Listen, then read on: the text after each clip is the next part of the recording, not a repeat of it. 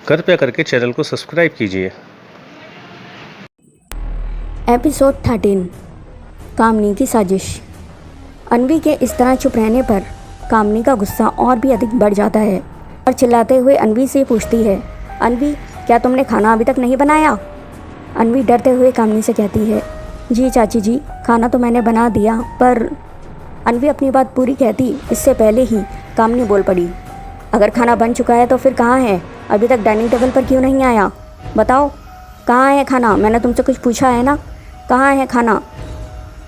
तभी अन्वी कामनी से डरते डरते कहती है, सारा खाना ख़राब हो गया चाची जी। कामनी अन्वी से कहती है, खाना ख़राब हो गया मतलब? ऐसे कैसे खाना ख़राब हो गया? तभी अन्वी कामनी को किचन में हुई पूरी बात बताती है कि जब वो किचन में काम कर रही थी तो पता नहीं कैसे किचन की खिड़की से एक बिल्ली किचन के अंदर आ गई और वो सारा खाना खा गई। और जब मेरी नज़र उस बिल्ली पर पड़ी तो मैं उसे भगाने लगी, पर तब तक वो बिल्ली किचन में इधर उधर भागने लगी और सारा सामान गिर गया और जो खाना बचा हुआ था वो खाना भी सब ज़मीन पर गिरकर ख़राब हो गया। अन्वी की ये बातें सुनकर कामनी का गुस्सा और भी बढ़ गया और वो पूरी तरह गुस्से से लाल हो गई। उसने गुस्से में, तुम्हारा ध्यान कहाँ रहता है? क्या तुम कोई भी काम बिना किसी मुसीबत के नहीं कर सकती? इतना कहते कहते कामनी किचन की ओर जाती है और किचन की हालत देखकर दंग रह जाती है। किचन को देखकर ऐसा लग रहा था जैसे यहाँ कोई तूफान आया हो। चारों तरफ सामान फैला हुआ था, नीचे फर्श पर भी सामान फैला हुआ था। ये सब देखकर कामनी का गुस्सा और बढ़ता जा रहा था। अन्वी कामनी को इस तरह गुस्से में देखकर काफ़ी घबरा गई थी। वो मन ही मन सोच रही थी कि अन्वी आज तो तू गई, आज तुझे चाची से कोई नहीं बचा सकता। तभी कामनी किचन की उस खिड़की के पास आती है जहाँ से वो बिल्ली किचन के अंदर आई थी। किचन की खिड़की अभी भी खुली हुई थी। तब कामनी अन्वी से गुस्से भरे लहजे में कहती है, तुमने जो आज ये इतना नुकसान किया है इसकी सज़ा तो तुम्हें मिलकर रहेगी। और ये खिड़की किसने खोली? क्योंकि ये खिड़की तो हमेशा बंद रहती है ना। तभी अन्वी कामनी से कहती है, मैंने ये खिड़की नहीं खोली, मुझे कुछ नहीं पता चाची जी कि ये खिड़की किसने खोली है। कामनी घुराते हुए अन्वी से कहती है, ए लड़की, तुम ना ज़्यादा चालाक बनने की कोशिश मत करो और मेरे साथ कोई होशियार करने की सोचना भी मत। तुमने ये सब जानबूझकर किया है। तुम्हें क्या लगता है कि पैसे पेड़ पर उगते हैं? तुमने जो आज ये हरकत की है इसकी सज़ा तो मैं तुमको देकर रहूँगी। तुम्हारी सज़ा ये है कि तुम आज से घर के सारे छोटे बड़े काम करोगी और आज तुम शहर से दूर पैदल जाकर मेरा कुछ सामान भी लाओगी। और तुमने जो ये मेरा इतना नुकसान किया है इसके पैसे मैं तुम्हारी सैलरी से काटूंगी। अन्वी कामनी की इस बात पर कुछ नहीं कहती, वो चुपचाप से कामनी की बातें सुन रही होती है। तभी आगे कामनी अन्वी से कहती है, अब यहाँ खड़ी खड़ी मेरा मुंह क्या देख रही हो? जल्दी से ये सब साफ़ करो और दूसरा नाश्ता बनाओ, वो भी 20 मिनट के अंदर। इतना कहकर कामनी अपने कमरे में आ जाती है। कमरे में आते ही कामनी अपने कमरे का दरवाज़ा बंद कर लेती है और अपने कमरे की खिड़की पर आकर बाहर सड़क की ओर देखती है। इस वक्त कामनी के चेहरे पर एक चालाकी भरी शैतानी हंसी है। वो अपने कमरे की खिड़की से बाहर दिखती है कि वहाँ रोड के किनारे एक दीवार पर एक बिल्ली बैठी हुई है। ये वही बिल्ली है। ये बिल्ली मोहल्ले की एक आवारा बिल्ली है जो खाने की तलाश में कहीं भी किसी के घर में भी चली जाती है। उस बिल्ली को देखकर और खुश होते हुए कामनी मन ही मन कहती है, वाह कामनी वाह, आज तो तुमने कमाल ही कर दिया उस अन्वी को सबक सिखाने में। साया अन्वी को काम में आज कि वो पूरा दिन सांस भी नहीं ले सकेगी। थोड़ा काम मैंने किया और बाकी का काम इस बिल्ली ने।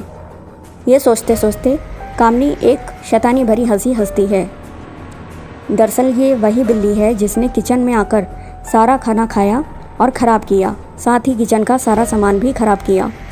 कामनी आगे कहती है, शाबाश बिल्ली शाबाश, तुमने आज मेरा काम आसान कर दिया और किसी को पता भी नहीं चला कि वो किचन की खिड़की मैंने ही खोली थी, वो भी अन्वी के किचन में जाने से पहले, और उस बिल्ली को भी मैं ही लाई थी उस खिड़की पर। यह सोचते हुए कामनी बहुत खुश होती है और इतना कहकर वो जोरदार ठहाका मारकर हंसने लगती है। उधर अन्वी किचन में काम करते करते उस खिड़की के पास आती है उस खिड़की के बाहर देखते हुए कहती है, ये खिड़की तो बहुत ऊंचाई पर है और किसी का भी इस खिड़की से आना मुश्किल है, तो वो बिल्ली इस खिड़की से कैसे आई होगी। अन्वी ये सब सोच रही थी कि तभी अचानक अन्वी का ध्यान टूटता है और वो नाश्ता बनाने लगती है। अन्वी भले ही अपने काम में लगी हुई थी पर उसका मन बहुत उदास था। साथ ही उसकी नज़र घड़ी पर भी थी क्योंकि आज उसको काफ़ी देर हो गई थी नाश्ता तैयार करने में। अनवी अब बहुत परेशान होती है और वो गॉड से प्रे करती है, ओह गॉड ये सब क्या हो रहा है। आप तो जानते हैं ना कि मैंने कुछ नहीं किया, मेरी कोई गलती नहीं थी, मैंने कुछ भी गलत नहीं किया, तो फिर मेरे साथ हमेशा ही ऐसा क्यों होता है। आप तो सब कुछ जानते हैं, आप तो सब कुछ समझते हैं, प्लीज़ मेरी मदद कीजिए, मुझे इस परेशानी से बाहर निकालिए, please help me God, please help me. इतना कहते कहते अनवी की आंखों में आंसू आ जाते हैं और वो आंसू बहते बहते उसके गले में पड़े हुए उस पेंडेंट पे आ जाते हैं कि तभी अचानक अनवी के गले में जो पेंडेंट होता है वो हल्का सा चमकने लगता है और उसमें से एक प्यारी सी हल्की सी रोशनी निकलने लगती है और फिर अचानक से एकदम सन्नाटा पसर जाता है। चारों ओर एकदम से सन्नाटा पसर जाता है, सब कुछ एकदम से रुक जाता है, सारी आवाज़ें, सारी चीज़ें अचानक वहीं रुक जाती हैं। कोई आवाज़ नहीं, कोई शोर नहीं, सब कुछ एकदम शांत सा हो जाता है। कुछ देर बाद अनवी का ध्यान इस बात पर जाता है कि अचानक इतनी शांति कैसे हो गई, अचानक से इतना सन्नाटा कैसे हो गया। ना ही किसी के बोलने की आवाज़ आ रही है और ना ही किसी गाड़ी की आवाज़, ना ही किसी के बोलने की आवाज़ आ रही है और ना ही कोई गाड़ियों के शोर की आवाज़ आ रही है। अब अनवी को कुछ शक होता है, वो किचन की खिड़की से बाहर देखती है तो दंग रह जाती है। वो देखती है कि रोड पर सभी लोग और गाड़ियाँ बिल्कुल बुत बनकर खड़े थे, किसी भी तरह की कोई हलचल नहीं थी, जो जैसा था बिल्कुल वैसे ही वहीं रुका, जो जैसा था वो वैसे ही, जो जैसा था बिल्कुल वैसे ही वहीं रुका हुआ था। तभी अनवी की नज़र आसमान की तरफ जाती है।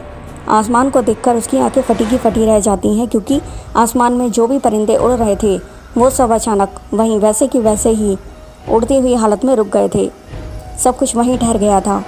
ये सब देखकर अनवी शॉक्ड हो जाती है और उसके मुंह से ये शब्द निकलते हैं, oh my God, it's not possible, ऐसा होना पॉसिबल नहीं है, ये सब सच नहीं हो सकता, ये मेरा फिर से कोई भ्रम है या फिर मैं कोई सपना देख रही हूँ, क्योंकि कोई भी पक्षी ऐसे आसमान में स्टैचू की तरह नहीं रह सकता। अनवी एकदम से किचन से बाहर आती है और वहाँ सबकी हालत देखकर हैरान हो जाती है।